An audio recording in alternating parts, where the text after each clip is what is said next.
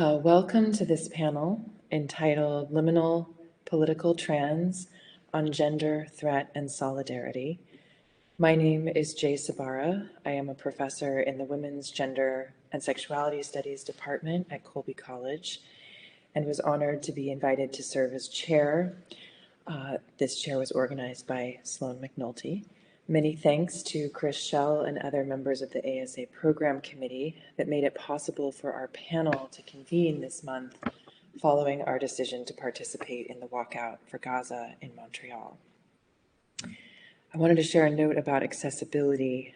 The Circle platform regrettably does not provide live captioning, but I have been informed that if participants watch the session using Google Chrome browser, it is possible to generate live captioning using instructions that will be posted in the chat.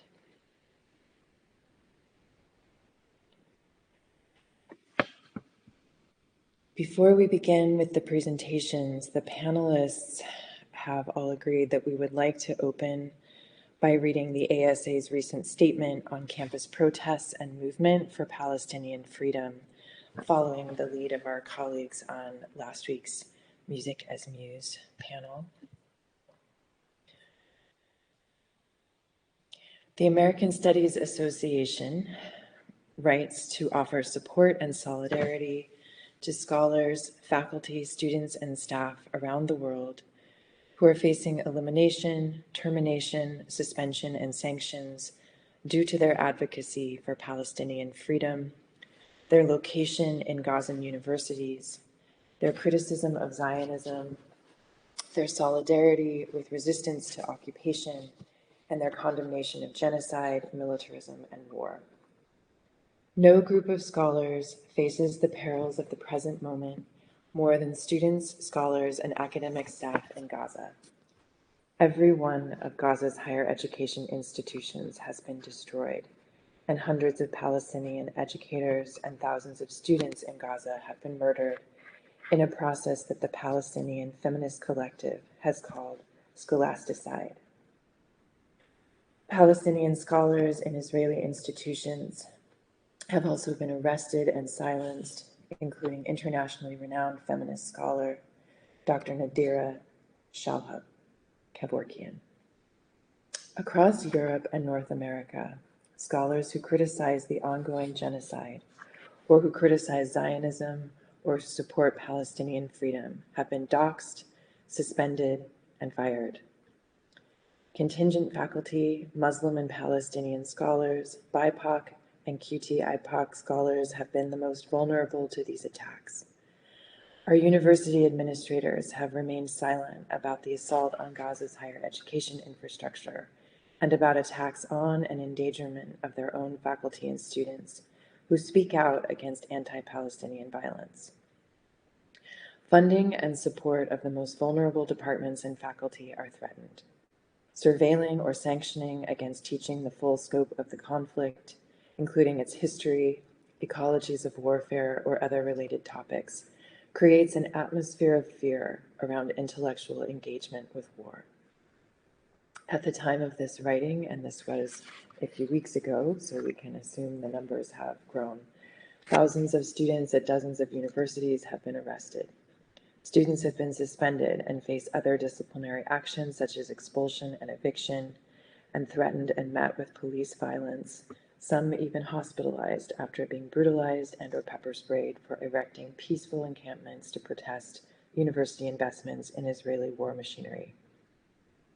Columbia University, a campus that requires students to read Edward Said and Frantz Fanon in their first-year curriculum, has criminalized students for peaceful, nonviolent protest to colonial occupation and genocide. The events at Columbia are part of a rising wave of over 100 student encampments and protests at the Claremont Colleges, UC and Cal State schools, CUNY, University of Minnesota, UT Austin, Washington University in St. Louis, Emory University, University of Florida, Vanderbilt University, University of North Carolina, Chapel Hill, Yale University, Princeton, and more. Meanwhile, at USC, Asna Tabassum, the valedictorian of the graduating class of 2024, has been silenced due to imagined objections to her identity, her politics, and indeed her existence. The list of outrageous attacks on scholars at all kinds of higher educational institutions is too long to document here, but taken together, they represent an appalling complicity with a frontal attack on and policing of all knowledge production that doesn't serve the interests of war. The American Studies Association affirms its abolitionist principles, its commitments to intellectual criticism of war, empire, and elimination, its defense of insurgent knowledge production, and its solidarity with Palestinians. Our students have the right to learn from all perspectives. As scholars who may work at institutions located on unceded indigenous lands, or who work in buildings that were constructed by enslaved labor, or whose institutions benefit from war profiteering, we have a particular obligation to affirm the necessity of critical discourse, of academic dissent, of academic freedom, and of refusal to be complicit in genocide.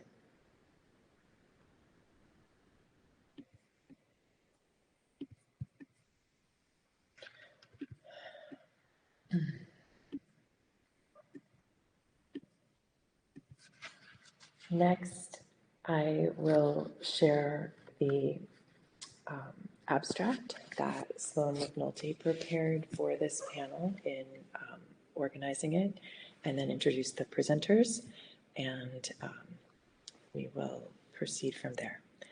So the concept of liminal space is most recognizable in its current aesthetic register as a kind of imagery which regularly circulates online as disquieting, unsettling, or even threatening.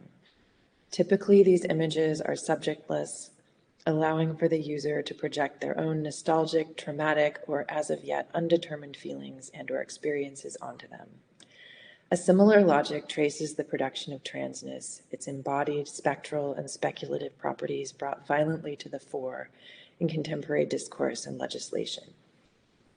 In this, the liminal is less a mechanism of limitation than one of excess making, multiplying, and wielding at once for this panel. The material semiotics of sex assignment, the cringe-laden terrain of financialization, the molecularized ontologies of adjacency, and the identificatory proclivities of passional attachment. At the same time, transliminality operates as a conjugative force for solidarity amongst the oft excluded, projecting upon and between, proving crucial to more robust potentiations of animacy, curiosity, justice, I lost my place. Animacy, curiosity, justice, and illegibility. Liminality thereby serves more than just neutral ambiguity, but rather accentuates potentiality, making possible trans ontology as at once multiply subject to condemnation, co-optation, failure, and joy. This panel is interested in bringing together commentaries on the generative capacities of the liminal in understanding specifically how gender, especially transness, gender non-conformity, non-binaryness, come to be defined in terms of their relationships to betweenness, possibility, risk, failure, abjection, haunting, trauma, cringe, and threat, as well as those political, economic, and ethical assemblages they bolster. I will introduce each presenter before their presentation.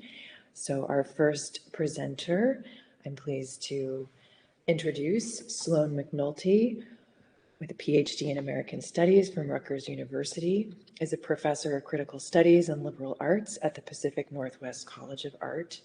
Their work is centered on assemblages of gender, ecology, and finance, while also intervening in narratives around contemporary aesthetics, media, and animal ethics.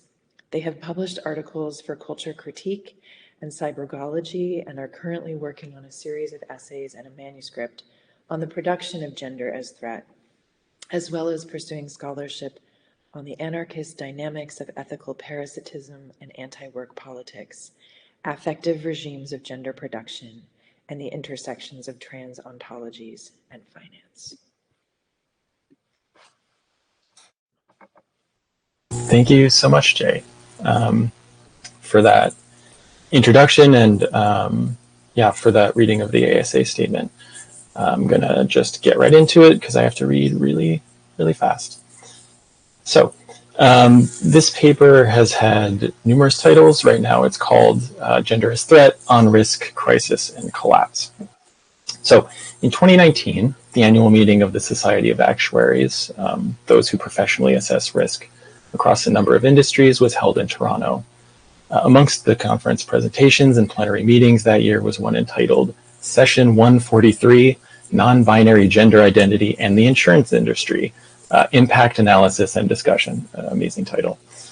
During a reflection on the session, actuary, whose name is incredible, Aaron Sheriff, argued actuarial decisions, long decided on the biological basis of sex, should now be delegated along lines of a socially constructed gender. In her words, quote, as the insurance industry shifts to align its practices with customer expectations, a likely result is a transition from sex-based rating to gender-based rating, which includes non-binary gender identities. An unexpected consequence of using gender-based rating may be more accurate evaluations for individuals whose gender identity doesn't align with their biological sex. So at the same time in 2019, anti-trans legislation was, again, seemingly at its nadir, with about 20 proposed bills representing a multi-year long decline from a previous high of 55 in 2016. Had the threat finally been subsumed by statistical rationality? Were we now attuned to the kind of socially conscious risk evaluations Sheriff so gleefully advocated? The answer is, of course, no. 2023 saw an astounding 600 proposed anti-trans bills, with a significant number of these passing successfully. So while institutional mechanisms of capture were celebrating their ability to incorporate trans being, things on the ground for actual trans people were far more precarious and about to get worse. So it's therefore in these liminal spaces that gender facilitates between rational and irrational, between statistic and life, between state and capital, and between risk and threat, that we can begin to ascertain their cumulative effects on trans life. So if risk and threat are both distinct parameters and the primary means through which gender becomes legible in our contemporary world, as I'm arguing, some necessary questions arise for me. Namely, what distinguishes risk from threat? What are the political economic entanglements of each? And how exactly does all of this intersect with gender? Put more specifically, what makes it such that gender doesn't only mobilize the effective regimes of threat and risk, but relies on them to be coherent at all? So in my understanding, a risk is a calculable endeavor through which one is incited to rationally navigate the political, economic, and/or everyday terrain. More than just that which actuaries do, it is a statistical derivation of a knowable unknown, and therefore it always must masquerade at precision, even if its evidence is completely made up. In this, it is first an epistemological question. Financially speaking, risk carries a future uncertainty about deviation from expected earnings or outcomes. So in its more capacious definitions, risk also has an intimate relationship with potentiality and therefore to time. It wields a duration which can be attenuated and or exploited for gain. Lastly, it is distinctly and directly commodifiable, hence its utility for capital and its institutional proliferation in the 17th century as a colonial science. So a threat is somewhat different, right? Unlike a risk, which signifies agency, a threat is that which is done to you or imposed on you and exists to do harm. Like a risk, it is that which is impending, but with a more affecting immediacy. Because of this, a threat at its core also garners, or at least attempts to garner, an ontological crisis, often explicitly engendering not the rational, but the purposefully irrational to further its aims. Where one is supposed to respond to a risk by calculating and thinking, one responds to a threat by feeling and doing. As we will see in its political mobilization, threat also carries with it an attempt to supersede the inadequacies of scientific capture, abandoning things like statistical precision, biological certainty, and or material evidence at all. Okay, all of this brings us then to gender, right? In maybe the most obvious register, gender has been essentialized as an embodied categorization which signifies threat. In this way, woman operates as an embodied class existing in a world which is inherently threatening. To be woman is to be made particularly susceptible to these violences which make it supposedly stable as a category, and therefore in need of protection, emerging traditionally through things like domesticity, social subservience, and sexual violence, amongst others. Moreover, as the feminist psychoanalysts came to aver, it was not only that the category of woman was produced as representing a susceptibility to violence and being threatened, it was that womanhood was subordinated precisely because it was threatening. So an entire psychosexual order was predicated on the anxieties and neuroses of patriarchal dominance. It unconsciously knew itself to be tenuous and thus needed to project its own insecurities both outward and downward. Obviously, as good gender studies scholars, we were trained to understand these essentializing impulses rely on a faulty logic, right? Gender categories are never stable, even in a hyper-localized time and place, much less as universals that span the breadth of human history. This was the locus of Simone de Beauvoir's famously galvanizing assertion that one is not born but becomes a woman. As this idea became more commonplace, even eventually making its way into the world of actuaries, it presented a new problem, however. Understanding gender as a dichotomous threat was a useful and potent classificatory regime for an order which relied on the kind of normative form that followed a binary logic and could level gender deviance in the forms of womanhood, transness, or homosexuality as the inferior side of the coin. If all one had to do was parse a division of normative and deviant, good and bad, then the threat terrain was a relatively simplistic endeavor. As various radical solidarity movements of the mid-20th century, from labor gains to women's and queer liberation, to Black, Indigenous, and numerous other ethnic struggles successfully assailed the normative structures of these institutions, however, it became necessary to find a new means of successfully suturing gender, capital, and life. An answer would be found in the mobilization of risk. In the neoliberal era, then, roughly from the 70s on, gender became recast as a different kind of biopolitical undertaking, profoundly affecting the novel ways in which the gendered body became both produced and productive. Jaspier Puar in particular has written extensively on this phenomenon as a proliferation of debility, or how the embodied technicity of the gendered body is made productive or unproductive, not only as a normatively medicalized standard of being, but also as a specifically attuned and modulated instrument of capital making. Integral to this reconceptualization was a simultaneously material and discursive mobilization of how people were meant to figure their own bodies. In this ideal, again, deployment, an effort simultaneously enacted by finance, insurance, medicine, pharmaceuticals, education, and the state, to have a gender is to both be commonly understood through and internalize the protracted ideal of homo economicus. Every decision on presentation, employment, comportment, housing, and education must be calculated, consciously or unconsciously, based on a shifting series of goalposts that capital demands. Thus, gender as threat is seemingly replaced by gender as attenuation of risk.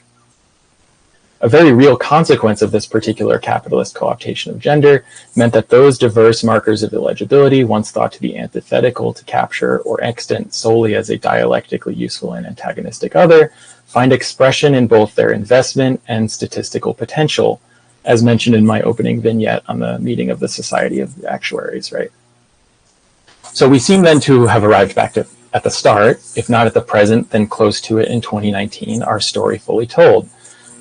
This, I think, is a mistake. Things are not exactly as they seem. I think we need to continue the trajectory of Puar's work and return to the question of threat. If, as previously mentioned, the biopolitical governance of gender making up until the 70s was a broadly normalizing one, the parsing of masses into sufficiently legible and therefore disciplinable groups, in the past 20 years or so of the neoliberal era, gender becomes something much more nebulous, akin to what Robin James describes as the vibe, to cut the break between what gets supported and what gets suppressed, what's investable and what warrants divesting, capacity and debility, persons and non-persons. Nowadays, finance capitalism is less interested in facts and more interested in speculation. end quote. In this, gender has not only become fully interpolated by the market, such that hegemony is achieved with full feminist participation, the means through which it leverages gender has transformed. Gender is assuredly not only commodified in self-interest, but just as much in its reliance on feeling. So if Judith Butler describes the inscription of legible gender as productive to what constitutes the limits of the human, and the ethical insurance that delineation affords, this seems the making of a new kind of fractured yet idealized humanity. Homo economicus, the person who pursues gender rationality out of their own calculations of self-interest, always itself a kind of Misesian pipe dream, is a figure for times of excess. Today, in times of seemingly assured collapse, the apparatus of risk must assemble with something we might call Homo affectatus, an archetype unmoored from the terrain of the rational towards the frenzied dictates of feeling towards survival, seeing everywhere the harbingers of their own demise. This is a world of omnipresent and overwhelming threat, a new kind of individualism predicated not on ingenuity and bootstrapping towards a better future, because how could it, but instead on having the foresight and wherewithal to recognize a lost cause and be the first through the fire exit, no matter who gets stepped on the way out. Last year's theme of ASA was the roof on fire. What kinds of politics does that threat galvanize? What forms most draw its ire? Into 2024, much of the blame has fallen squarely on transness.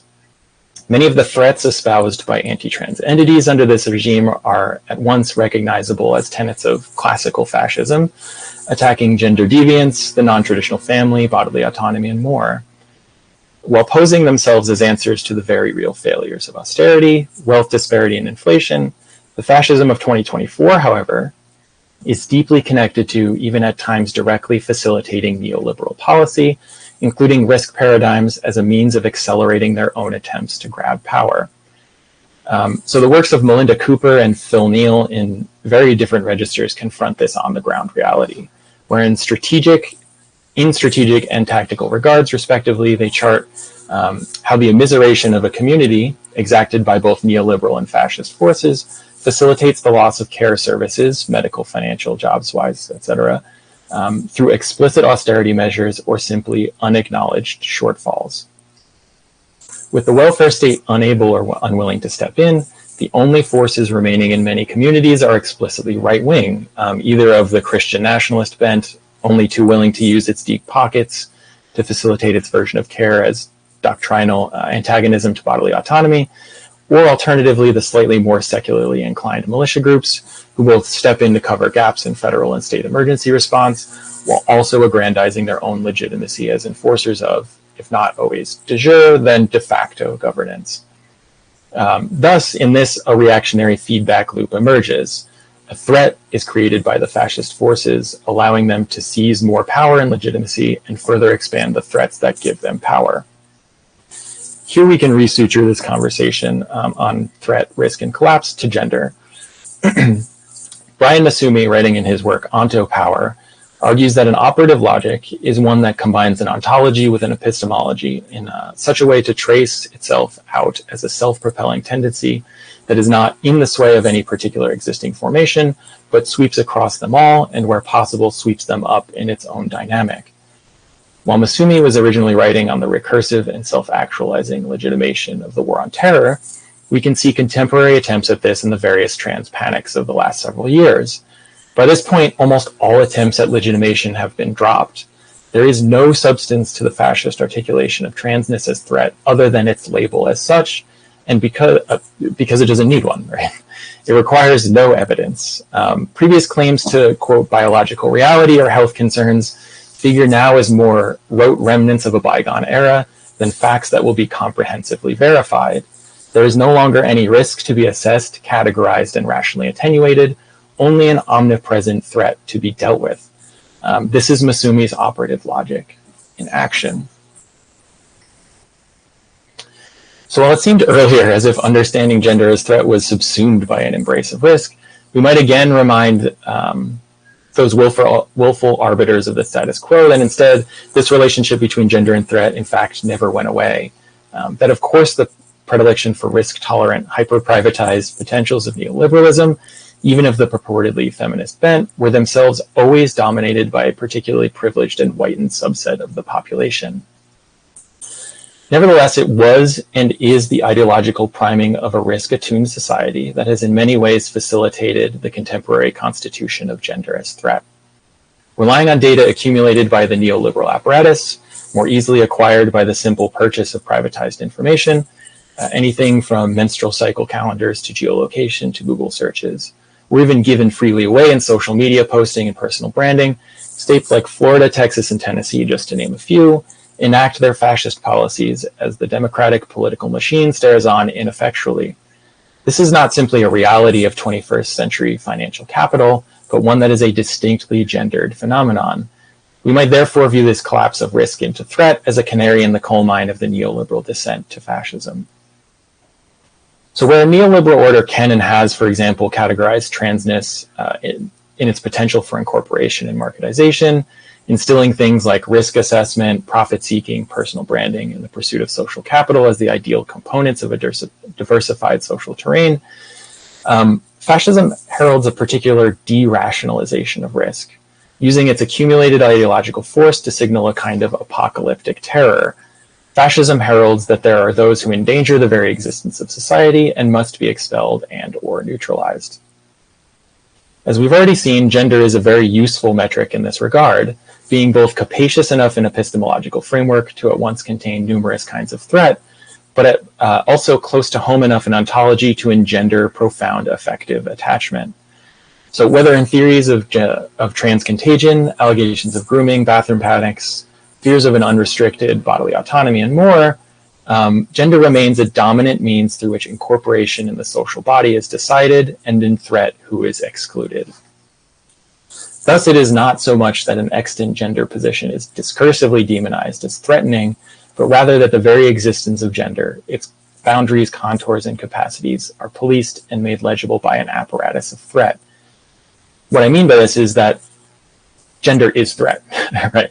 So while these threats carry both the legacy of a speculative risk politics and an effective investment in the vibed potential for financial capture, their mobilization as threat today is almost purely irrational. Indeed, contra the scientia sexualis of much of the 20th century, it has not been a scientific apparatus through which anti-transness has been levied most recently, or even most effectively, but a specifically anti-scientific one. Indeed, scientific capture has proven insufficient as a fully mutable mechanism of control, left behind in favor of the purposefully baseless and ungrounded threats. Thus, it's not an accident that many of the same hugely influential anti-trans activists are running on pure vibes, pushing vaccine skepticism and QAnon deviations from the world of verifiable fact, directly enabled by the collapse of institutional care neoliberalism has incited. These authoritarian tendrils are the means through which gender finds institutional and vigilante purchase. The body, in becoming overwhelmed by risk, becomes recognizable again only after passing through the simplification machines of threat. And so what Deleuze would call a control society, which is to say a society obsessed with risk, begins to explicitly spin out of control. In this way, we can understand virulently anti-trans legislations accompanying those attacking bodily autonomy writ large as strategic maneuvers to make the manufactured chaos of threat productive. In turn, these threats keep increasing in scale, well beyond the parameters of the body, taking on almost universal proportions. As both individual and societal response, the factual risks of climate catastrophe and economic precarity collide with the paranoid ones of demographic collapse, white genocide, and trans contagion, converging in an all-encompassing Leviathan-er threat. One so capacious and viscerally felt that it can supposedly only be overcome by privileging an ethics of survival at all costs, a final ceding of power to an ascendant fascism, whose grandiose claims reach their apotheosis in the transcendent lie that their own conception of gender contains, that of being uniquely able to destroy even the possibility of threat itself. So I want to close then with a movement that figures itself against that lie. To cringe is to, quote, contract the muscles of the body, to shrink into a bent or crooked position, to cower, to flinch, to contract. It's often an aversion, an involuntary reaction to stimuli. Others have written about the liberatory potential of cringe. I'm doing something very different than that. Indeed, this is what many fascist mobilizations of threat aim to do, to exact an automatic response, an autonomic withdrawal. Capital itself has already adapted to this new terrain. In the manifold projects of Palantir, OpenAI, Twitter, Meta, and beyond, mechanisms of technologized capture suture themselves to a rote perpetuation of fascist apologia, seemingly without human interlocution. In the Techno-Optimist Manifesto, for example, Mark Andreessen argues that, quote, technology is a lever on the world, the way to make more with less, essentially a threat model masquerading as a society. This calls for an altogether different mobilization of threat. Perhaps, in other words, a less cringe-inducing one. For much of this talk, I have charted how the failures of a neoliberal order, which aims at wielding gender as a multiplicitous mechanism of risk allocation and privatized growth, has directly enabled an ascendant fascism, which itself manifests an impetus towards subsuming gender under the auspices of an all-encompassing and self-actualizing threat. Clearly today, then, the distance from risk to threat isn't so far, if it exists at all. These are not problems without answers, however. As we speak, protest camps around the country mobilize a similar camaraderie with the people of Palestine. In Portland, where I live, there has also been a proliferation of actionable solidarity in the past several years. Trans people have been at the forefront of this kind of organizing, facilitating successful unionization campaigns, continued uprisings against the local arms of state power, and mobilizing expansive and robust networks of mutual aid. Rather than shrink away in the face of fascist opposition, we grew larger and more prominent. These were not actions born of an actuarial inclination towards rationally attuned profit motive, nor were they invested in the hallucinatory delusions of pure irrational affect. Instead, they offer something different. They offer themselves. Let us then embrace these solidarities, those which enable us to instead be the threat. Thank you very much. Thank you, Sloan. Our next presenter will be Koda Sokol, who is a PhD candidate in sociology at the University of California, Santa Cruz, with designated emphases in feminist studies and critical race and ethnic studies. Their dissertation explores felt experiences and discursive mobilizations of victimhood within contemporary U.S. trans politics. Welcome, Koda. Okay, let me share my screen.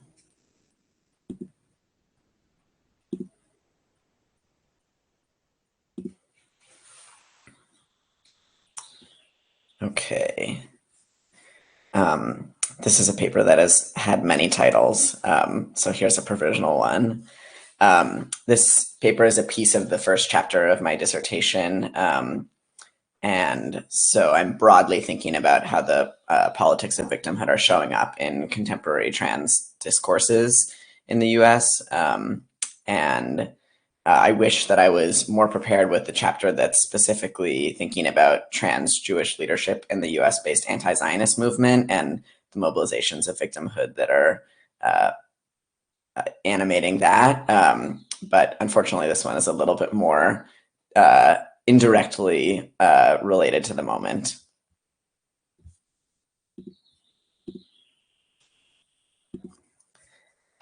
In January 2020, trans writer Isabel Fall published a science fiction short story called I Sexually Identify as an Attack Helicopter. The story takes place in an imperial near future in which the US Army neuromedically reassigns a woman's gender identity to attack helicopter in the hopes of making her a better helicopter pilot. Fall's story creatively co-ops the transphobic internet meme of the same name, circulating since 2014, whereby a sardonic identification as attack helicopter is used to mock transness. The attack helicopter meme's widespread circulation over the last 9 years points to a popular unwillingness to sincerely recognize non-normative gender identities, especially ones outside the gender binary. In response to this narrow-minded gender imaginary, Fall's story asks the reader to take the transphobic meme seriously. What if one's gender was, in fact, attack helicopter? In the spirit of the short story's provocation for sincerity, one online community boldly defends the right to earnestly identify one's gender, not just as attack helicopter, but really as anything at all. The xenogender community is a group of people gathering almost exclusively online who are unified by their alienation from the normative gender binary and their pursuit of validating alternative forms of gender identification.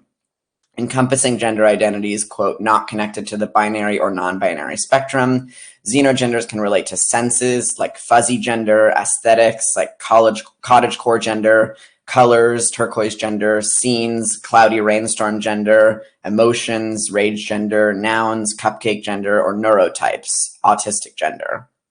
To the latter point, xenic people across social media platforms allege that, quote, most people who identify as xenogender are neurodivergent, especially autistic or ADHD, which helps explain why they may feel like their identity doesn't fit into common conceptions of gender. Xenogenders are often, though not exclusively, used by neurodivergent people to fit themselves in a gender outside the binary that they feel comfortable with. While commonly dismissed as unserious, trivially niche, or even dangerously distracting, xenogender communities raise meaningful, pressing questions about the state of gendered subjecthood in politics in the US today.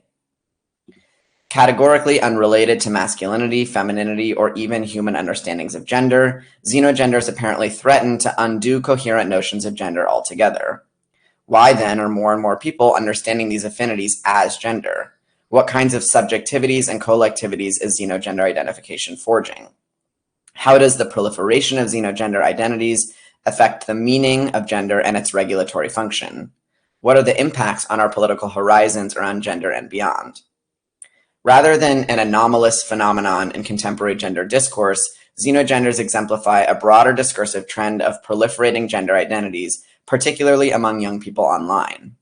Beyond the mainstreaming of trans and non-binary identifications, major digital platforms now boast growing lists of novel gender identities. OkCupid offers 22 gender identities, Facebook offers at least 56, and the 2022 application for San Francisco's Guaranteed Income for Trans People program offered 97, including xenogender. This grassroots digital proliferation of gender vernacular has been called, quote, one of the biggest innovations of the past 2 decades in relation to gendered expression.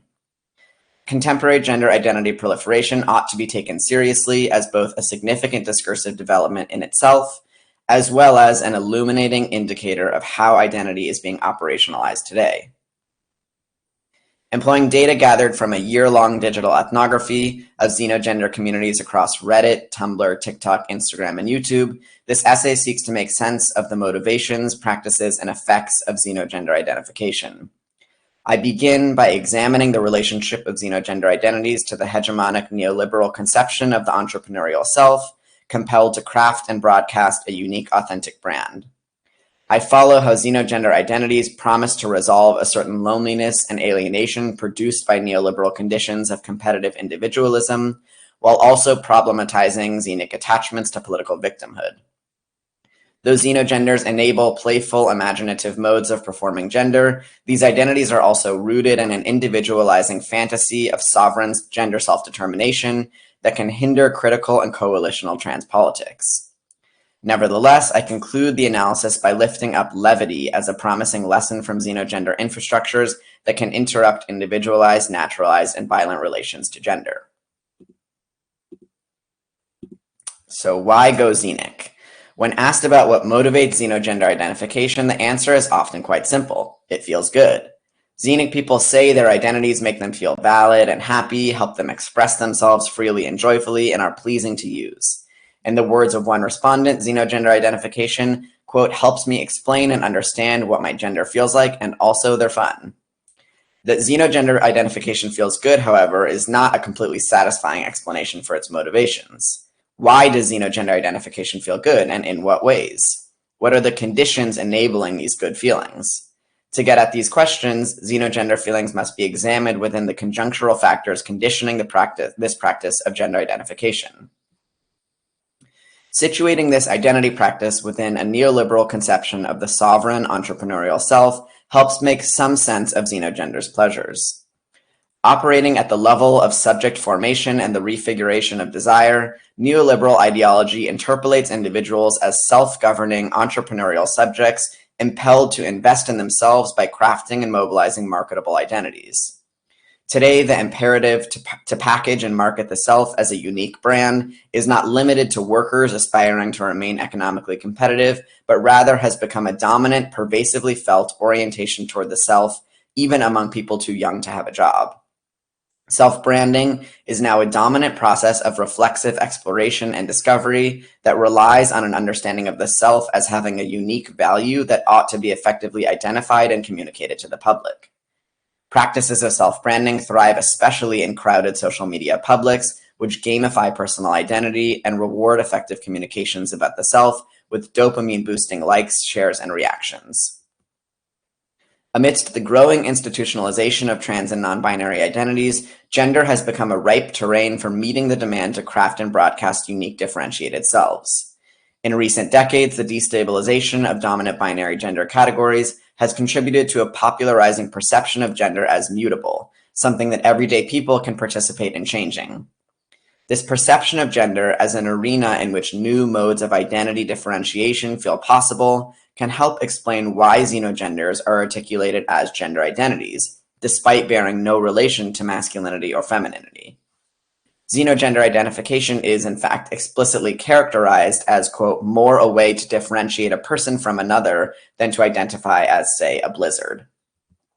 Gender difference is quite literally something one can shop for within a gamified digital marketplace of categories. TikTok videos, like the one on this screen, depict virtual department stores filled with themed xenogender identity collections, and Reddit users post gender shops where commenters can purchase new gender identities. The marketization of gender identity on display in xenogender communities attests quite clearly to the entrepreneurial orientation toward gendered selfhood that motivates these practices of self-branding. The ability to choose one's gender identity as though shopping in a department store epitomizes a neoliberal conception of individual freedom. No wonder xenogender identification feels so good. How do these young people find their way to the still relatively niche world of xenogender communities, though, and what draws them there? As many of the personal testimonies across social media platforms attest, feelings of loneliness and alienation broadly motivate people to search for and find belonging in xenogender identification. On the subreddit Xenogenders and More, for example, users tell stories of coming to xenogenders through feeling like an alien, feeling uncomfortable with the social categories offered to them, feeling unknown and alone, feeling depressed and or different, and feeling lonely and desiring friends. One might understand the long popular list of xenogender identities explicitly connected to aliens, alien boy, alien girl, alien gender, etc., as a gesture toward the pervasive experiences of alienation informing young people's attachment to xenogenders. Xenic people seem to crave interpersonal recognition and connection, frequently describing their experiences or affinities in detail in order to ask each other to provide the identities that best fit them. One Reddit user asks, for example, if there are, quote, any xenogenders having to do with depression, specifically a depression that ties into the gender so much that the gender wouldn't be there if you didn't have the depression, or at least any xenogender identities that are associated with a really sad or empty feeling. As this post demonstrates, many xenic people also identify as neurodivergent, an umbrella term for a range of diverse neurological experiences that can broadly manifest as feeling alienated by normative ways of being in the world. Xenic people are not the only ones experiencing alienation and loneliness, of course. On the contrary, these experiences can be understood as the dominant affective textures of the present, the new normal. Rather than an epidemic of individual feelings to be pathologized and aspirationally cured, loneliness and alienation are the structural conditions of neoliberal life, engendered by ideologies of competitive individualism, austerity measures exacerbating economic insecurity, and the widespread privatization of public services and spaces. Understood conjuncturally, loneliness and alienation are completely reasonable responses to a hegemonic ideology that holds individuals completely self-responsible for their own survival, disavowing the role of the state in producing and maintaining injustice. Such an ideology asks people to turn inward to interpret their alienation as a product of their own failure or non-normativity, rather than toward the conditions producing such alienation in the first place. Xenic people tend to do just that, usually diagnosing their feelings of alienation and difference as neurodivergent conditions demanding an alternative gender vernacular. As one Xenic user exemplifies, quote, "My gender is really heavily influenced by my dissociation and other various brain things that make it really hard for me to have a really strong grasp on my gender." Another similar experience reads, quote, "My brain does this weird thing where my gender shifts when I get a tension headache, so I made a flag for it." By offering a kind of diagnostic identity, xenogenders can ameliorate feelings of loneliness and alienation and even forge connections with like-minded others. Rather than purely resolving alienation, however, xenogender identification can often seem to exacerbate bad feelings. This is because in publicly claiming these niche identities, Xenic people then come to encounter all the bullying, mockery, and derision directed at this widely misunderstood community. As one exhausted Xenic person demonstrates, quote, "Tired of being told my identity isn't real or valid, tired of being told I'm making it up to be quirky or special, tired of being told I'm making a mockery of the trans community, tired of being hated just for trying to feel comfortable in my identity." These compounded experiences of alienation produce in xenogender communities an intense sense of victimhood, particularly along the lines of gender and ability. Xenic people frequently articulate themselves as vulnerable to the harms of both transphobia and ableism. Quote, "I'm sorry I don't experience my gender the normal way. I'm sorry that my brain works differently, in a way that you can't quite understand. I can't help it. I literally just can't help it. This is how I am and I can't change it. My gender isn't a choice." The articulation of xenogender communities as political victims of transphobia and ableism is not simply a reaction to experiencing harm, but also, I argue, constitutes a kind of wounded attachment that offers the pleasantries of certain political, epistemological, and moral rewards. In responding to the neoliberal imperative to craft and broadcast a unique marketable self, claims of victimhood and vulnerability have become a popular means of signaling authenticity and garnering moral virtue. Based on the progressive notion of the oppressed as having a purer understanding of reality, authenticity gets figured and political legitimacy granted primarily through subjects' testimonies of pain and trauma. As such, claims to political victimhood have become a dominant means of authenticating one's personal identity and political agenda. Consider the common parlance of gaining oppression points, which indicates the authenticating and legitimating effects of publicly asserting political victimhood. In today's testimonial culture, wherein experiences of oppression are reified as authenticity, Xenic claims to transphobic and ableist victimhood function as technologies of self-authentication. Moreover, attachments to victimhood offer the moral reward of a rageful righteousness that can overwhelm the hurt of alienation. As Wendy Brown explains, identity structured by this ethos becomes deeply invested in its own impotence, even while it seeks to assuage the pain of its powerlessness through its vengeful moralizing. In the case of xenogender communities, investing in the transphobic and ableist wounds associated with xenic identification offers a sense of authenticity, political legitimacy, and moral righteousness.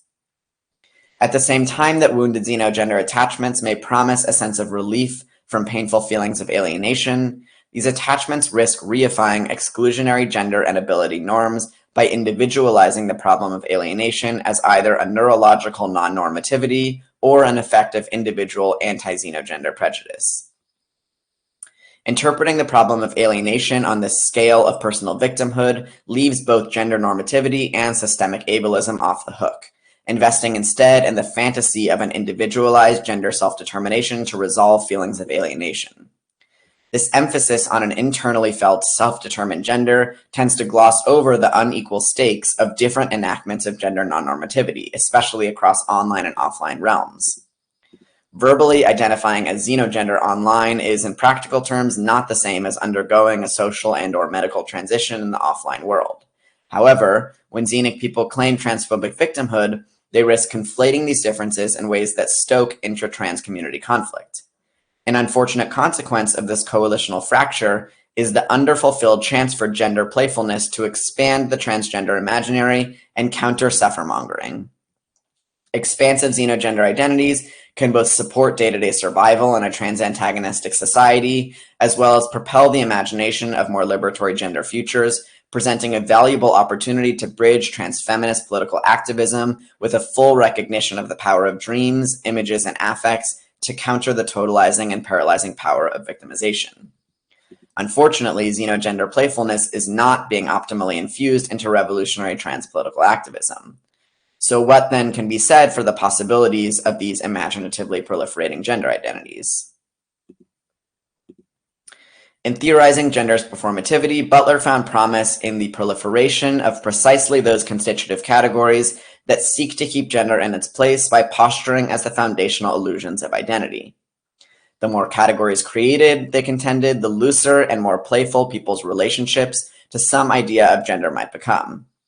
The political promise of proliferation depends in large part on creating new identity categories without reproducing regimentary and exclusionary sex-gender norms.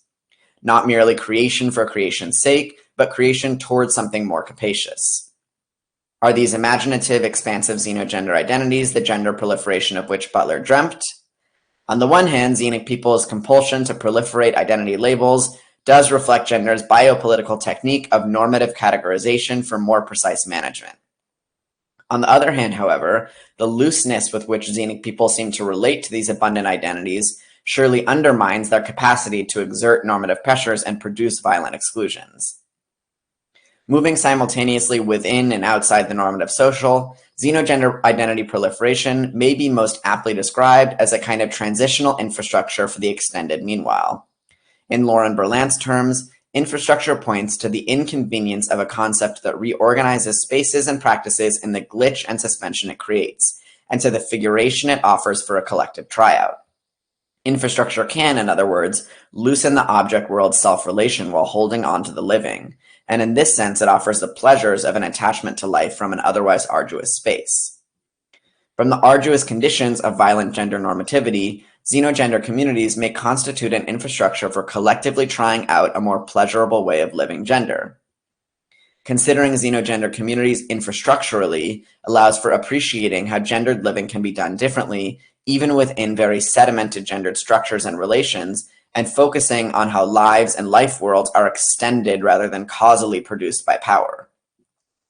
Thinking infrastructurally enables attention to how a thought experiment floated on offer, its logic followed through, may spark inconveniences and loosen attachments to normative social reproduction. As a thought experiment offered and pursued, xenogenders illuminate not just the possibility of other gendered worlds in the future, but more pressingly, the emergence now of other environs whose shapes are made by the living. An especially meaningful lesson to be gleaned from the infrastructure of xenogender communities is the power of levity for alternativity. In many ways, xenogender communities are deceptively serious, contra the critical and the confused who often doubt xenic sincerity. The first question on an informative xenogender blog's FAQ page reads, "Are xenogenders serious?" Usually yes, but at the same time, what if they aren't? What does that do? To be fair, being trans or non-binary doesn't always have to be this imagined experience of constant suffering." End quote. This description of xenogender unseriousness may strike those familiar with xenogender claims to suffering as ironic or even hypocritical. That said, while holding compassion for how claims to suffering may serve xenic people in the context of competitive discourses of political victimhood, perhaps this FAQ points to something more aspirational. What if gender identities are not serious? What does that do? Levity has the capacity to provoke necessary disruption to the naturalized order of things, opening up opportunities to pause, glance back, and even laugh at the most intractably normalized ways of being. Xenogender infrastructures provide a glimpse into durational performances of levity in gender, indefinitely extended relations of lightness and humor toward gender identification and enactment. Levity in gender, especially durationally, is no walk in the park. Egregious gendered violence fills the air we breathe, so levity may even seem like a slap in the face of these urgently dismal conditions. Levity, however, can coexist with grief, pain, and gravity. Levity can be extended in intentional ways toward societal expectations of gender identification and enactment, rather than ambiently toward everything to do with gender. Allowing for the coexisting heaviness and messiness of other relations, directing levity toward gendered expectations can interrupt the taken for grantedness with which people perform exclusionary and idealized gender norms. On top of this, levity can disrupt competitive discourses of political victimhood that delimit people's access to authenticity and authority. What if people could treat gender identification and enactment with buoyancy and camp, while simultaneously struggling earnestly to transform anti-trans conditions? This levity could foster a more sustainable revolution, all the while prefiguring more joyful gender relations of the future. Thank you, Coach. Our next speaker is Kai Daniel Moore, who is a visiting scholar at the Graduate Theological Union, researching constructions of power and human embodiment and their role in social marginalization and movements for liberation. They earned a PhD from GTU and University of California, Berkeley in systematic theology, philosophy, and queer theory, a Master's of Divinity from Union Theological Seminary in New York City, and a BA in American Studies from Brown University. Their first book in progress theorizes the social power of vulnerable bodies and resistance, reading the crucifixion of Jesus through the movement of our lives and recruiting politics. Kai is an ordained minister in the Presbyterian Church in the United States and a championships level roller derby.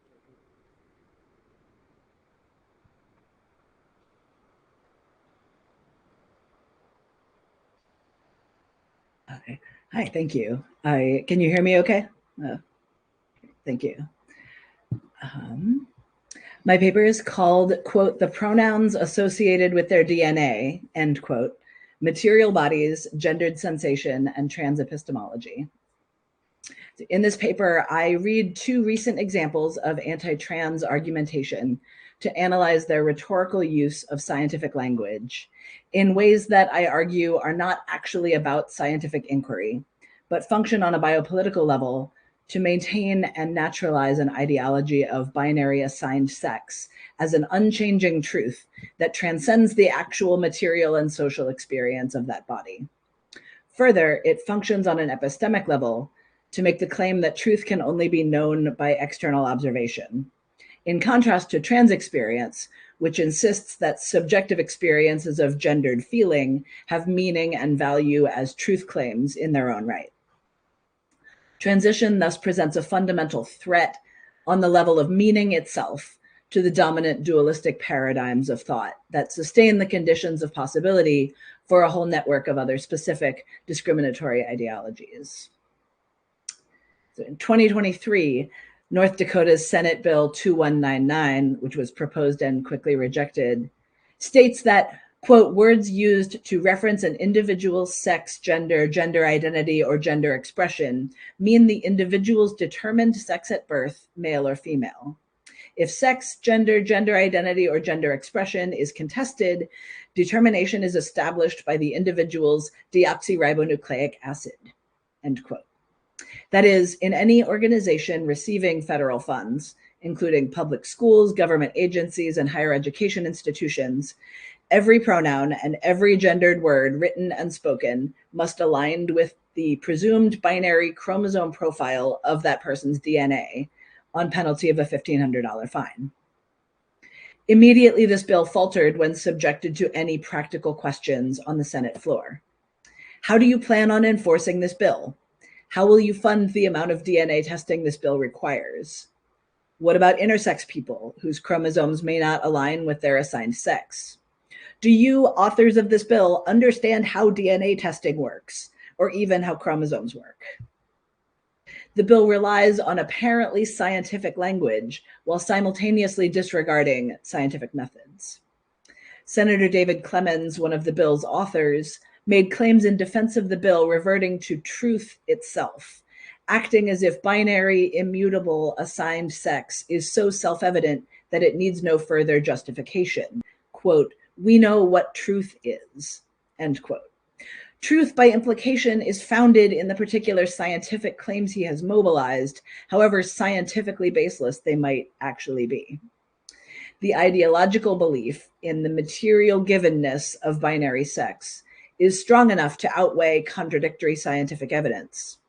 And the rhetorical circularity, which emphasizes truth and science as abstract ideals, functions to solidify these concepts in public consciousness, demonstrating the way that biopolitical systems can shift to incorporate challenges to the ideological bases of these systems and then become naturalized.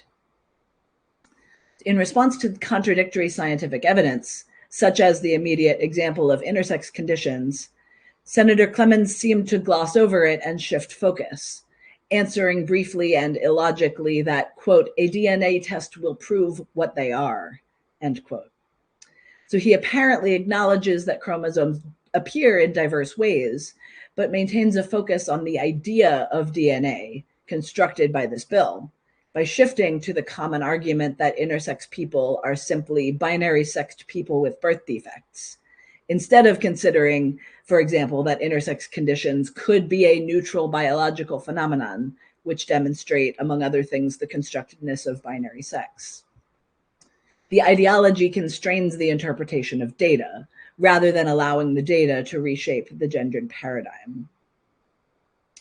Helen Joyce also makes this argument in her 2021 book, Trans: When Ideology Meets Reality, a tirade against what she calls gender identity ideology, insisting that despite the natural spectrum of variation, intersex conditions, quote, still create no difficulty in classifying a person as male or female, end quote, positing that there exists a true binary sex which completely transcends that particular body and shapes how it should be treated socially and medically. It is the act of classifying that seems to be key for Joyce here, as she emphasizes the importance of the sex assigned at birth over all other factors. She goes into some depth outlining controversies with intersex athletes being subjected to invasive testing and hormone restrictions, making it clear that in these cases, it is the assigned sex which matters to her, even while describing, for example, intersex conditions such as 5ARD, in which there is significant variation in what sex an infant might be assigned and what kinds of surgery they might be subjected to. She accepts Caster Semenya as a woman because, quote, she was registered as female and she continued to regard herself and be recognized as a girl and then a woman, end quote, emphasizing registration and recognition as the key factors, along with her self-identification.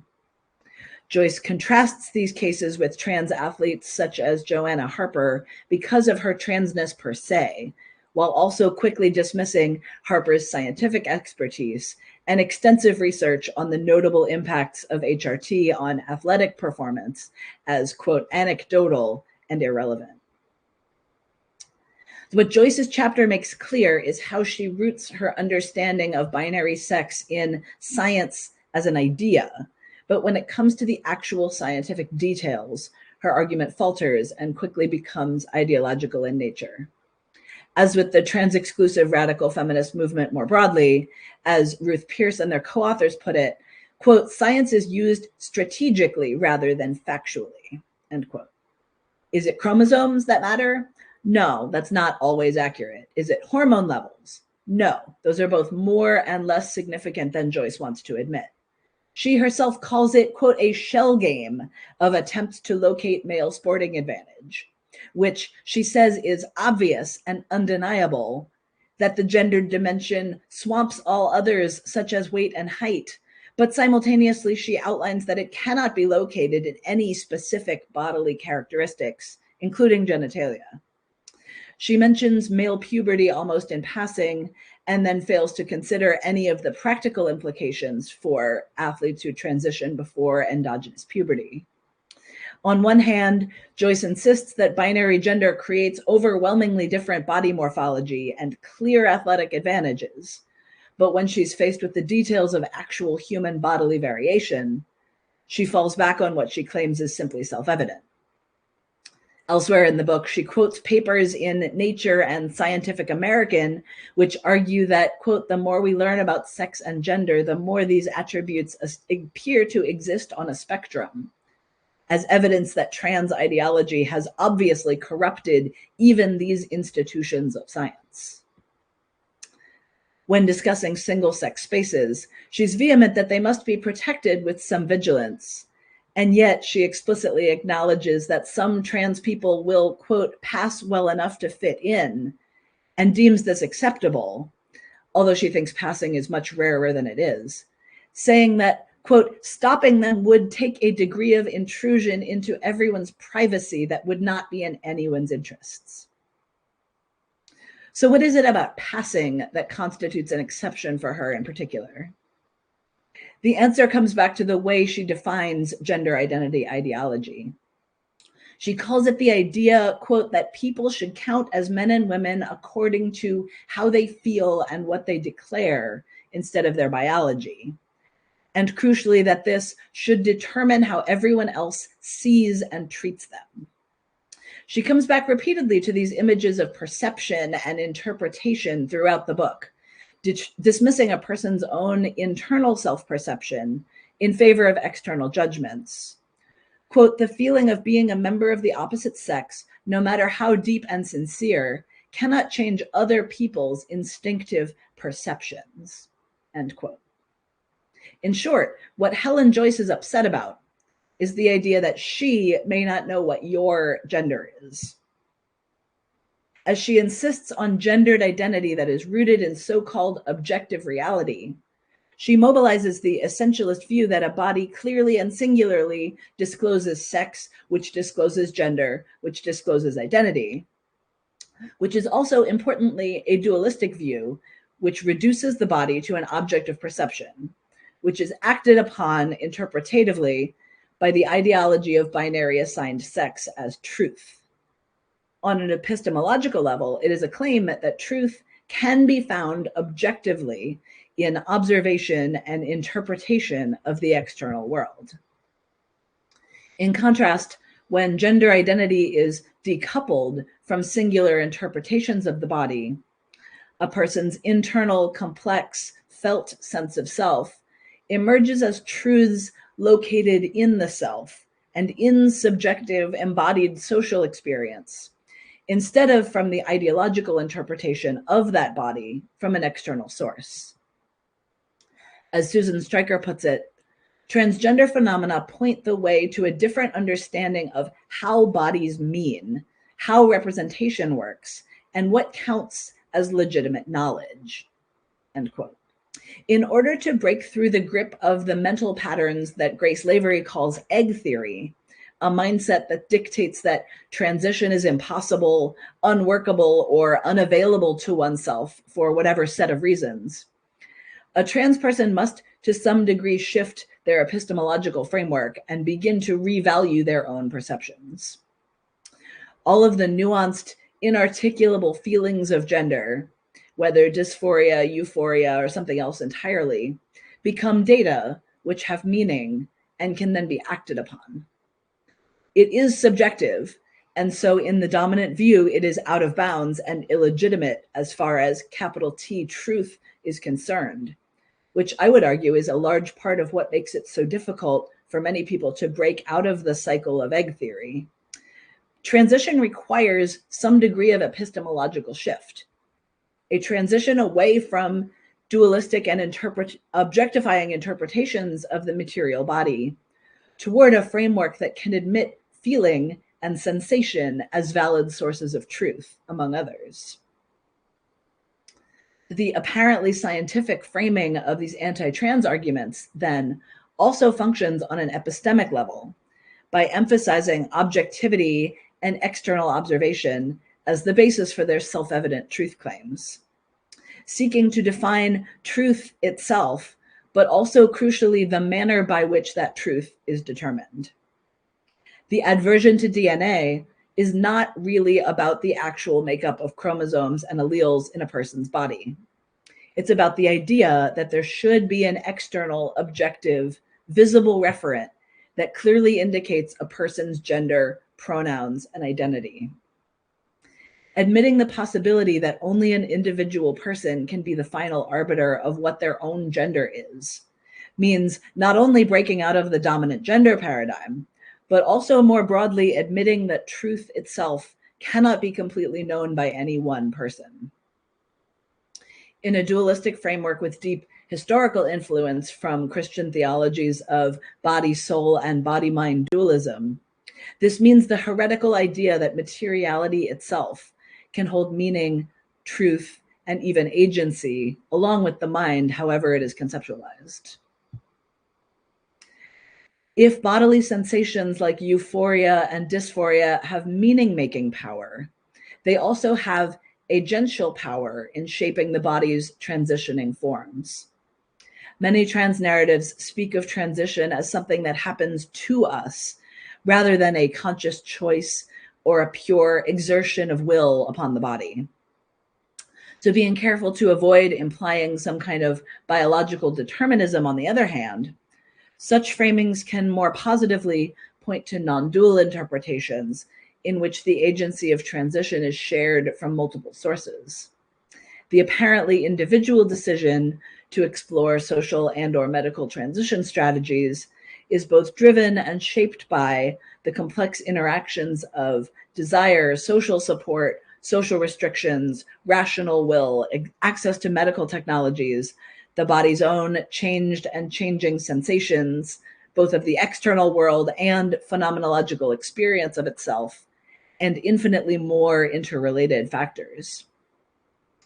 This could point, for example, to something like Karen Barad's new materialist framework of agential realism, which highlights the role of the body's own agency within this complex series of influences, drawing on quantum field theory to insist on the nature of materiality as, quote, matter's ongoing experimentation with itself. Or further, that when we call for gender self-determination, the self we are talking about is not the fiction of the fully possessed rights-bearing subject of Western modernity, but rather, as Eric Stanley puts it, the collective self, an ontological position always in relation to others and dialectically forged in otherness, because that is the only way in which any gendered self can possibly emerge. Trans epistemologies necessarily begin to unsettle the hegemonic idea that truth is an objective, quantifiable thing by insisting that the meaning of a body is not limited to the idea of its sex assigned at birth, and so can offer an opening toward breaking apart that ideology on its many other interrelated dimensions as well. The concept that a person's identity and worth are rooted in others' ideologically mediated interpretations of them, rather than in their self-declarations or in any inherent worth as a human, is one of the mechanisms by which all discriminatory ideologies are sustained. The epistemological emphasis on objective interpretation further functions to teach people with dominant identities to disregard their subjective experiences of shared humanity with marginalized people, which solidifies the ideologies we are taught, and then acts as a viral self-preservation mechanism for that ideology, reiterating over and over that truth comes from that interpretive framework and not from anything we might experience or perceive in the lives and suffering of others. We can see this, for example, operating today in the framing and execution of the genocide in Palestine, as the humanity and worth of the Palestinian people is explicitly denied in Israeli statements, which are then magnified through sympathetic US media, while images and experiences of horrific suffering are denied importance and therefore meaning when they are made visible at all. The experience of empathy has been a driving factor in the outrage mobilizing people around the world in support of Palestine, while the US government and media barely acknowledge the devastating human cost, shifting the emphasis always onto the claim of Israel's right to self-defense, with explicit and implicit messages that sustain this primary ideal of the Western settler colonial project as a way of life.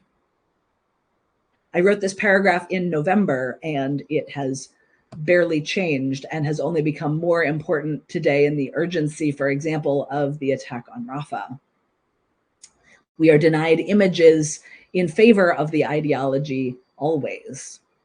And so we are taught theoretically that these lives matter less, while at the same time we are taught affectively to distrust our own perceptions of shared humanity, to expect just this endless stream of photos of death and destruction from the Middle East, and to train ourselves to glaze over and to not feel the depth of the suffering we are faced with. So the project of combating racist ideologies must also consider this epistemological dimensions, which help sustain their social power. And in this way, that project is inextricably linked with the project of transliberation and the epistemological challenge it poses to these dominant dualistic ways of thinking. These struggles are linked, not only because trans people are everywhere, but because it is the same structures of thought which underlie the systems that marginalize us all. Thank you. Thank you, Kai. And welcome to our final presenter, Patricia Ekpo, who is an American Studies PhD candidate at Yale University and is completing a certificate in Women's Gender and Sexuality Studies. She received a BA in American Studies and Gender and Sexuality from Brown University. Patricia's research most generally focuses on the integral role of anti-Blackness in cohering the spatial dynamics of gender, psyche, and subjectivity in the afterlives of slavery. Her dissertation explores this through analysis of post-minimalist sculpture by Black female artists Maren Hassinger, Beverly Buchanan, and Singa Ngugi. Welcome, Patricia. Thank you so much. I am going to share my screen. Let's see. Okay. All right. Thanks so much for having me. This presentation is entitled Black Gender as Post-Minimalist Form, Singa Ngugi and Eva Hess's Non-Relationality. And it draws from a chapter of my dissertation. But today in this paper, I argue that there's an always present Blackness in post-minimalist sculptural form. And this presence is a parallel enactment of Black gender's role as the cohering background space of the normative human gender distinctions of man and woman. And I make this argument through comparison of Black female sculptor Singa Ngugi's sculptural series RSVP to canonical post-minimalist sculptor Eva Hess's body of work. So here we see Ngugi's RSVP. This is one of the most iconic pieces of the series. But the series is a decades-long one that consists of more than 24 iterations of nylon mesh pantyhose filled with sand, often stretched taut and attached to gallery walls, corners, and ceilings. The pantyhose ligaments are splayed across space, making space a bit strange, while their biomorphic forms gesture abstractly to an impossible body, one painfully stretched beyond the contours of the human. The sand-filled pantyhose of the series often simultaneously resemble elongated breasts or very distended scrotums, engaging a gender ambiguity held together by a pained and tense precision. Here are two more pieces from the series with these qualities from 1976 and 1977. But since the beginning of the series in 1975, it was understood within the post-minimalist art movement of the time, but it wasn't until the more widespread recognition of the series in the last 2 decades that the Blackness of its abstract figuration has been engaged. And I argue that the RSVP series evokes the openness, viability, and space-making mutability of the Black body and its attendant Black gender.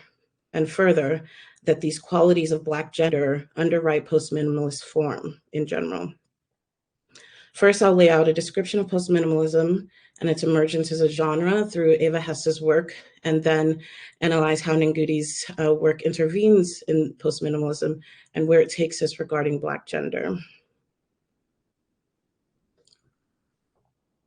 So here are images of both Hesse and Ngugi's work, which both deeply engage the post-minimalist genre. And so most generally, post-minimalist sculpture utilizes minimalist qualities such as seriality, the embrace of objecthood, and an emphasis on the spatial context of the artwork, but departs from minimalism in its use of organic forms and visualization of process to obliquely evoke the body as central gendered thing. Works in this genre also draw in the physical and psychical process of the creation of art into their forms, which and often engage personal and social dimensions while retaining an abstractness of form. So in these works, we can make quick associations to body parts, butcher meat, and industrial objects, but these associations do not determine the works in a straightforward way because of their modes of presentation and softened materiality that always recalls but unfixes the body. These qualities enable an emotional impact that is diffuse but poignant. Art historian and critic Robert Pincus Witten first termed the category of post-minimalism through analysis of Hesse's work from 1965 to 1970. And he wrote that Hesse's early sculptures combine organic and sexual metaphors with a, quote, intelligence based on natural pressure, unquote, or a kind of natural geometry and order. Pincus Witten and many other critics observed that this rightness or order corral the seeming disorder of the biomorphic and gendered forms that Hesse depicts. This dichotomy between chaos and order is one that marks analysis of her work. We can see it here in Ishtar on the left, one of Hesse's early sculptural reliefs, which has 20 gray papier-mâché breast-like mounds arranged geometrically in 2 rows. These mounds were a recurring theme in her work and evoke an anthropomorphic form, but the modularity of their arrangement belie a straightforward sense of the body. Yet and still, the strings playfully evoke an impossibly elongated nipple, as well as the fluid that comes out of the nipple. These nipple strings are what connect the work to the space of the viewer, and this connection has deep sexual and emotional charge, with the always dual association of the breast with nurture and pleasure. Addendum on the right further extends this gesture in scale, this time horizontally with 17 breast mounds in relief that extend about 10 feet wide and are installed about 6 feet from the floor, evoking the scale of the body. There's an incremental spacing between each of these mounds, moving from left to right. The space in between each grows from 1/8 of an inch to 3/8 of an inch to 5/8 of an inch, and so on. So the work's exacting geometrical ordering offers formal rigor to the organic breast mounds that are its central figure. The strings dangle to the floor this time, arranged in circular formations that too perfectly mimic the natural arrangements of string being placed on the ground. The string's connection of the work to the viewer, the potentially messy, erotic, and infantile positionality of being on the receiving end of the breast's output is thus contained, made orderly, but powerfully evoked. This focus on contradiction and balance was remarked upon by Hesse in a 1970 Art Forum interview. She states, "In the forums I use in my work, the contradictions are certainly there. I was always aware that I should take order versus chaos, stringy versus mass, huge versus small, and I would try to find the most absurd opposites or extreme opposites." So here she asserts the reliance of her work on the tension between these dichotomies, but also points to wider, more evocative dichotomies that it evokes, stating, "Anti-dynamic sensuousness, contradictions, or opposites, flexible but still, kinesthetic but passive, potentially dynamic but frozen, abstract objects that produce unmistakable sensations attachable to, though not necessarily interpretable as the erotic." We see here an explanation of how sensuous materials and their energies are combined with a formal ordering that constrains the chaos of the sensuous or gendered in Hesse's work. The orderly forms of her sculptural condition elevate their sexual incitement precisely through their attempts to contain them. Hesse comments on this aspect of her work, stating that, quote, "chaos can be structured as non-chaos," end quote, making clear the necessary presence and metabolization of chaotic libidinal energy to create recognizable form or order. I'm identifying this chaos and order duality as one indication of the underlying presence of Blackness in post-minimalist form and in gender itself. Black studies theorist Zakiya Iman Jackson takes up the Blackness of the order-chaos distinction with a distillation of Sylvia Wynter's understanding of the non-opposition of these terms. As written here, Wynter observes that the order-chaos opposition has been essential to the replication of Western humanist man, but post-Newtonian chaos theory makes clear that, quote, structure within chaos or constrained chaos is known as a strange attractor, and spontaneous chaos potentially provides pragmatic benefits to a system by allowing for the discovery of new pathways to greater efficiency. Thus, chaos is not extrinsic, but constitutive to the ordering of a system, end quote. And so the dichotomic play between these two entities in Hess's work illuminates their co-constitutive necessity in reproducing the human, with criticism of her work focusing largely on the human gender coordinates underlying this chaos order. The feminine, as both the bodily and the chaotic, is evoked by the sensuous forms of her work, with the formalizing processes, with the formalizing forces of the repetition of geometric representing masculine order.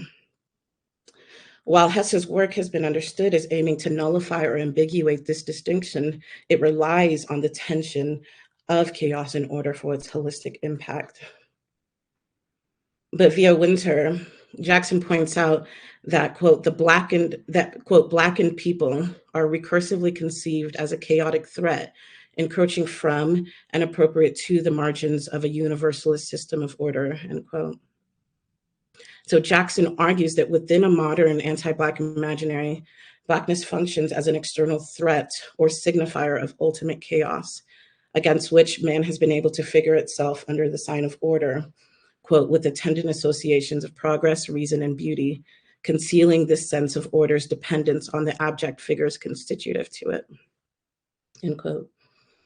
And so through this lens, we can imagine anti-Blackness as the constitutive violence and anti-formal chaos that undergirds Hess's play with gendered human dichotomies. Hess's work's focus on these dichotomies implies a completeness or totality by bringing together what appears to be the yin and the yang, the gendered and material body and the seemingly oppositional form of order. There is a danger of confusing this human representation as the entirety of the system, as it conceals its dependence on abject Blackness as ultimate chaos or the larger negative space enabling human dichotomies. And so we can go to Nguti's RSVP to get at the Blackness and Blackness and Black gender as the cohering, open, anti-form of the human gender distinction represented by chaos and order. This series unearths the ungendered implications of Blackness as anti-form or formlessness, a violent barring from gender that animates the play with sexuated forms in the post-minimalist register. And I'll return to this piece in a moment, but Nguti says about the entire series, quote, "I'm working with nylon mesh because it relates to the elasticity of the human body. From tender tight beginnings to sagging end, the body can only stand so much push and pull until it gives way, never to resume its original shape. After giving birth to my own son, I thought of the Black wet nurses suckling child after child, their own as well as those of others, until their breasts rested on their knees, their energies drained. My works are abstracted reflections of used bodies, visual images that serve my aesthetic decisions as well as my ideas." And so Nguti marks the inception of RSVP with the birth of her first child, for whom her body served as expansive container, which led her to nylon mesh because of its ability to reflect this expansion and containing. But beyond this, Nguti links her body's elasticity with the experience of enslaved Black wet nurses mandated to feed white children from their breasts. When asked in an interview if the themes of RSVP are personal or universal, Ngudi responds that the personal becomes universal and that she was reflecting on Black cultural experiences of, quote, slave times when there were Black mothers who couldn't mother their own children because they were serving as wet nurses for the master's children. And all that tugging at the breast and pulling the breast down, but it really is about the human experience, end quote. So Ngudi very evocatively links the violently coerced sexually reproductive labor of the enslaved Black woman to the production of a human experience. This enslaved woman is a font of production for all others, providing physical and sexual labor for the master, liquid sustenance for the white child, and a domestic protected gender for the white mother whose child she nurses. On top of all of this, she reproduces the enslaved Black commodity object, and thus reproduces and its laboring role in the world. This is an impossible profluence of production, of producing the space of the world.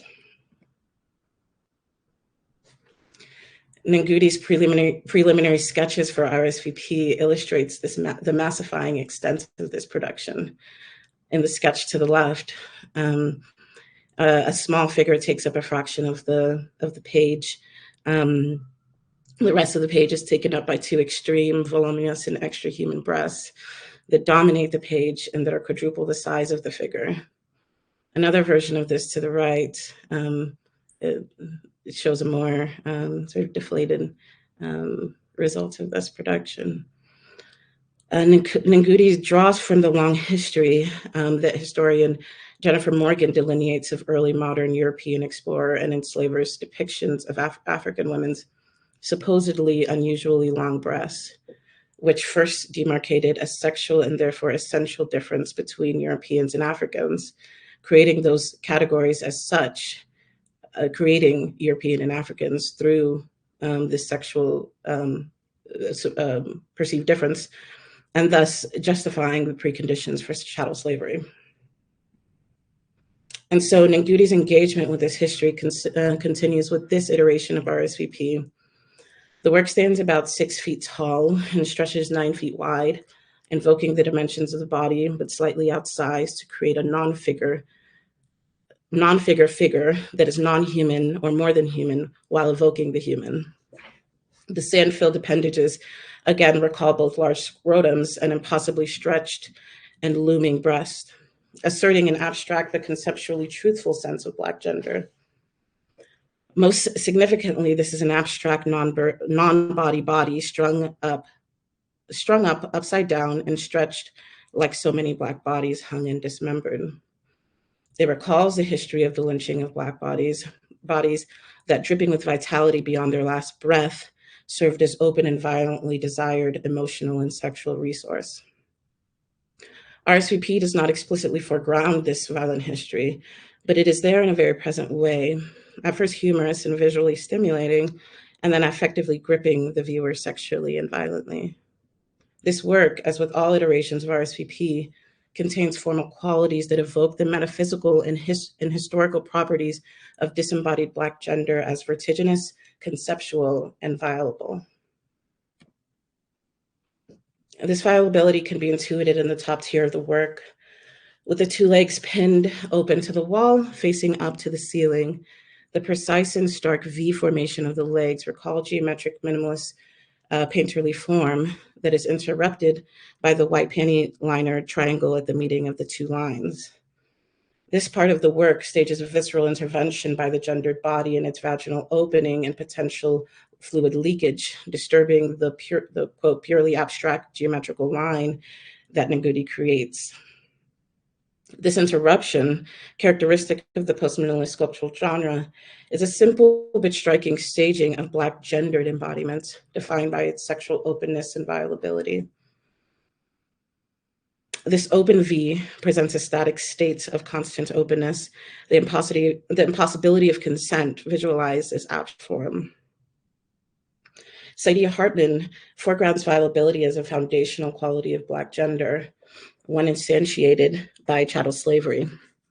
The law and the everyday practice of sexual violation in slavery created a, quote, construction of Black female sexuality in which rape is unimaginable, As the enslaved is legally unable to give consent or offer resistance, she is presumed to be always willing, end quote. With Hartman's observation that there has been no comprehensive break in the ordering of the world post-slavery, this gendered construction continues to shape Black ontological being. Blackness is produced and reproduced as simultaneous materiality without personhood and empty concept. It is a material body that can be filled with the will and desire of others, and this is an inherently sexual and non-humanly gendered construction, containing chaos outside of the realm of the human. Black studies theorist Calvin Warren builds on Saidiya Hartman's description of the material and conceptual positionality that Black women cohere as, quote, the belly of the world, unquote, and asks, quote, what then would it mean to constitute the belly of the world? Or what would it mean to produce the world as such through this belly? The belly provides the necessary nourishment, the condition of possibility for sustaining the world. It is within the non-place, the abyss, that the world accesses invaluable resources and wealth. Hartman foregrounds the unrecognized labor of Black women as caretakers, domestics, producers of flesh, wet nurses, end quote. I think that we can glimpse this impossible figuration of the womb/abyss in Nguti's RSVP, a Blackness figured closer to the non-human and an expansive and viable non-place. And this is a gendered positionality inclusive of all forms of genitalia and capacities for production, those figured as male, capacities for reproduction, those figured as male or otherwise. Black gender, expansively understood, stands in as the cohering background space of normative white gender, cisgender, differentiation of male and female, and the domestic ordering from which they are produced. Judith Butler provides a baseline to understanding gender as form with their assertion that, quote, discrete genders are part of what humanizes individuals within contemporary culture, end quote. This establishes gender as a formation that is made discrete through process from matter that was perhaps not human prior to this process. Put another way, gender is the vestibule to the human, the formalizing process that creates human form in the modern world. This modern instantiation of the human was created through the encounter with Africans that Morgan describes, the Black bodily non-form that allowed Europeans to imagine the human. Hortense Spillers takes up the foundational place of Blackness in this creation, writing that the Black female became, quote, the principal point of passage between the human and non-human world, end quote. If, according to Butler, discrete gender is what humanizes, then Spillers delineates Blackness as the non-human negative space upon which discrete gender is formed. It's through this lens that we can braid together as this play with sexual non-differentiation through the binary of chaos, of order chaos. And Nguti's presentation of Blackness as the open and viable vestibule that conditions the possibility of these binary oppositions. Hesse is able to hold this binary together beautifully in the forms of her work. In productive and sexual tension, the tension of this binary is a human concern. It is human copulation of the feminine and masculine. But we can sense the constant underlying presence of Black chaos and the emotional valence of Hesse's work.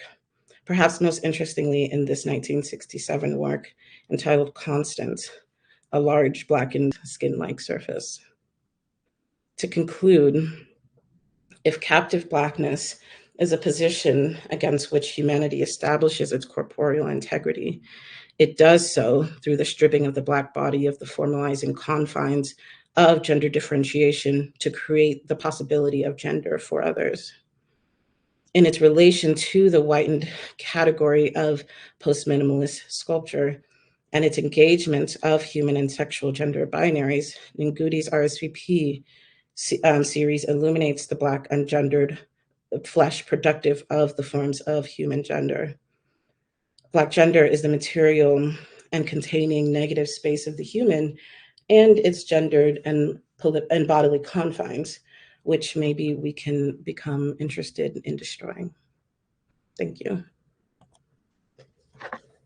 Thank you, and thank you to all of the panelists for these amazing, brilliant papers. We have a few minutes for questions from the audience, and my understanding is in this format, people can either put questions in the chat. There is the possibility we can share a screen if someone feels comfortable being on the recording as well.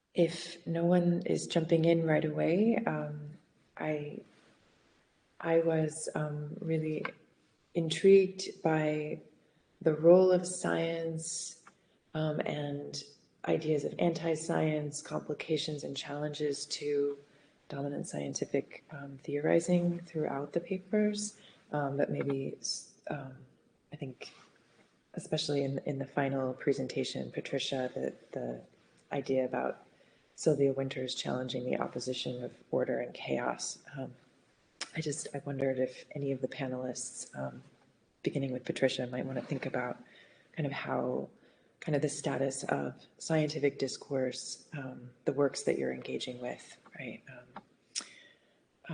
How those are, the further implications of those in the works. Yeah, thank you. I feel like that's the one section of the paper I'm perhaps least prepared to discuss. And I'm not super familiar with Newtonian chaos theory, except through the works of Winter Jackson, as Jackson is interpolating it. But for Winter, it comes from her very expansive kind of delineations of the modalities of man, the scientific, economic, and political kind of creation and evolution of man, of Western man, starting slightly prior to enslavement and colonization formally, that instantiates these different modalities of the scientific, the economic, political man. I think Sloan briefly referenced as well, economicus. So it comes from her, very precise distinctions that I would do disservice to try and represent right now. Mm-hmm. Yeah. Thank you for sorry to put you on the spot, but thank you. I appreciate that. And I think we have a few more seconds. I don't know if anyone else wants to chime in here, but.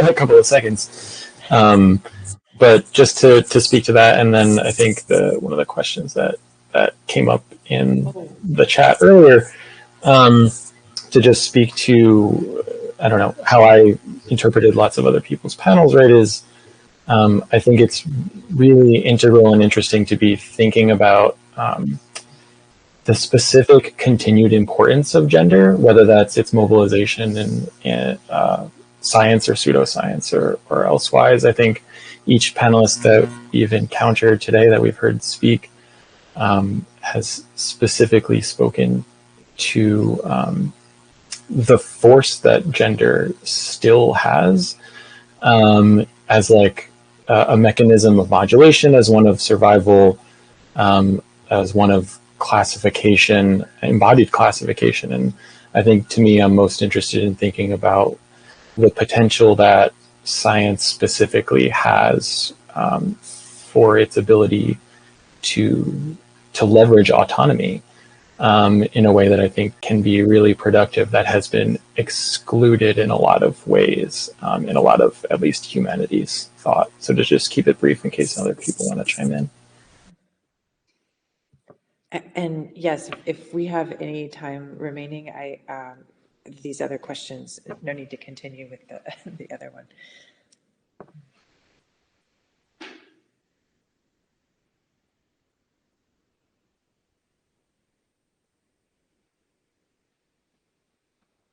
And I just wanted to thank Sloan for putting this panel together, especially around the idea of gender as threat. That I found that to be a really productive idea to be thinking through, and really appreciated your paper on that, to thinking about the ways that gender as sort of an ideological structure and science as an ideological methodological structure, the ways that the lived experiences of gender and embodied life of gender functions as this really expansive sort of threatening thing that challenge these disciplinary boundaries that have continually been placed upon it. And with Patricia's paper too about Black gender as sort of resisting this hegemonic system by which Europeans delineated their ideas of what is human and not. I really appreciated the challenge and provocation to be thinking about the ways that gender functions as threat, both socially and ideologically.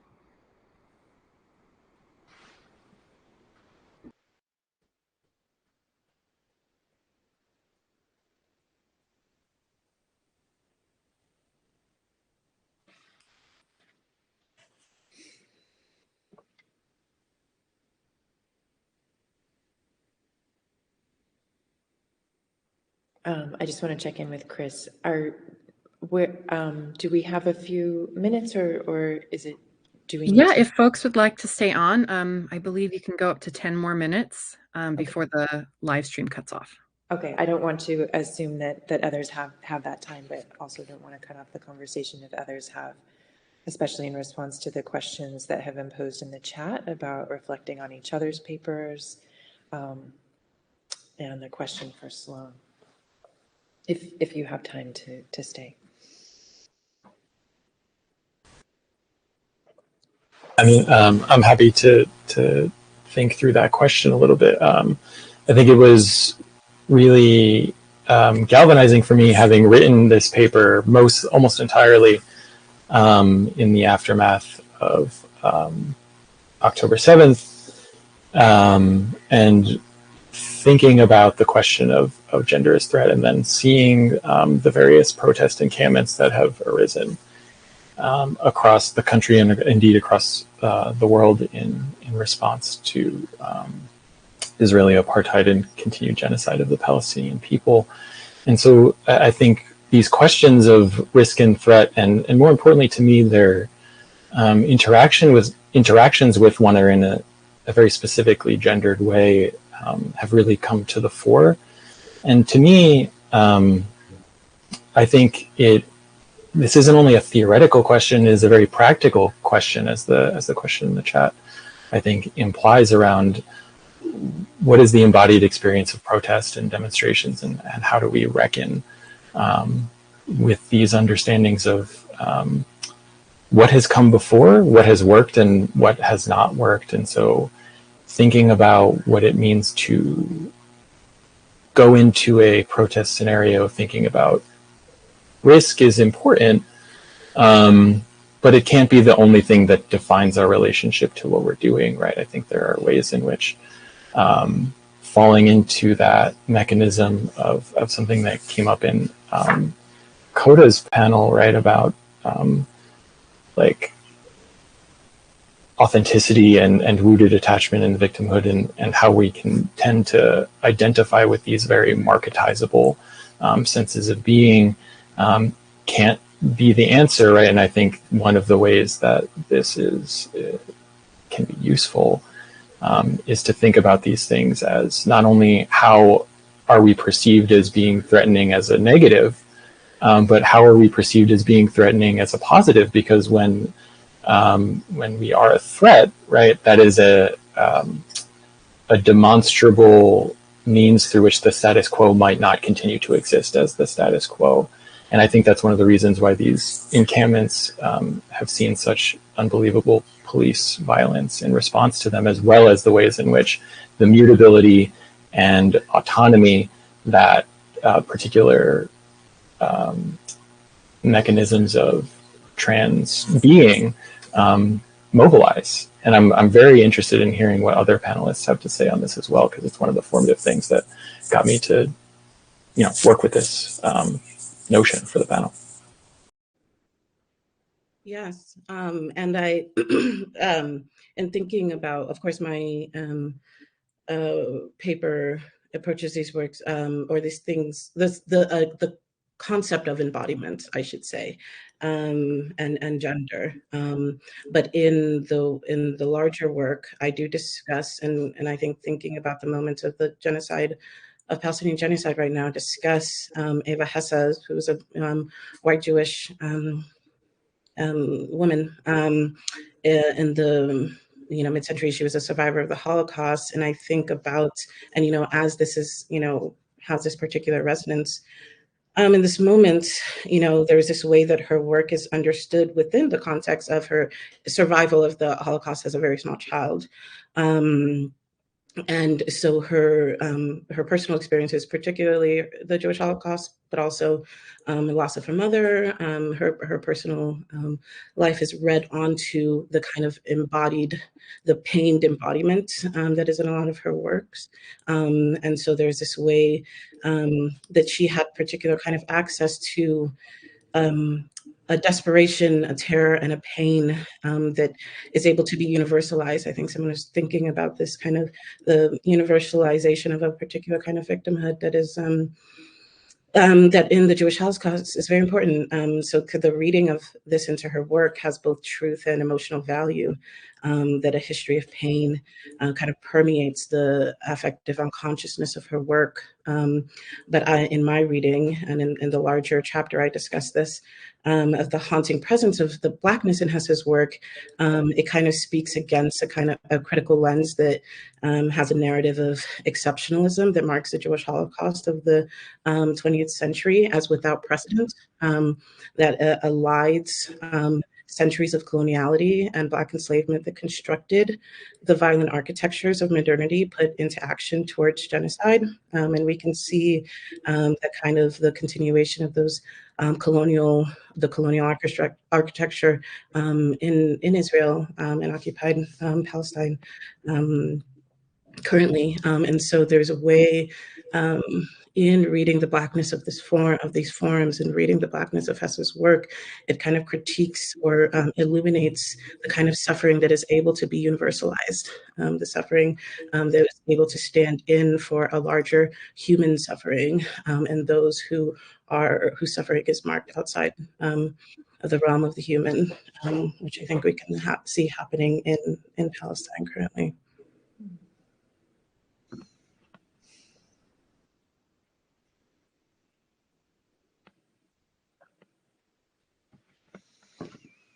Add on to what Sloan and Patricia were talking about, I'm definitely thinking a lot about notions and discourses of suffering and whose suffering is legible and becomes a register through which political legitimacy is granted and through which a kind of like moral virtue is garnered. And I think that more of the chapter that I didn't include in this presentation is thinking about the whiteness through which xenogender suffering becomes legible, and the way that xenogender wounded attachments are only a source of moral and political legitimacy because of the way that whiteness allows for gender non-normative legibility at the expense of the legibility of subject of color transness. So I think that's like one lens through which the uneven distribution of legible suffering plays out. And I think also kind of thinking about, Patricia, what you were saying about the exceptionalism of the Holocaust. Another kind of piece of this that I'm trying to think about is in the third chapter of my dissertation about trans-Jewish leadership in the anti-Zionist movement. I'm interested in thinking about the way that experiencing victimhoods associated with anti-transness can mobilize an anti-imperial consciousness and mobilize anti-imperial movement work, and thinking about how to like float that experience of victimhood, which is located in a gendered realm, to a more like intersectional kind of broader lens about a people that normative discourses would like to position as not just separate from queer and trans, but also like separate from trans people in the US. Specifically, like how can those connections be forged through a particular experience of gendered victimhood? So like working against a kind of universalizing discourse of suffering that says like, oh, all our experiences of suffering are the same, like we all have suffered in some way, and thinking with the particularity of how trans and Jewish suffering in the US can mobilize a certain kind of political consciousness that can facilitate solidarity with Palestine liberation movement.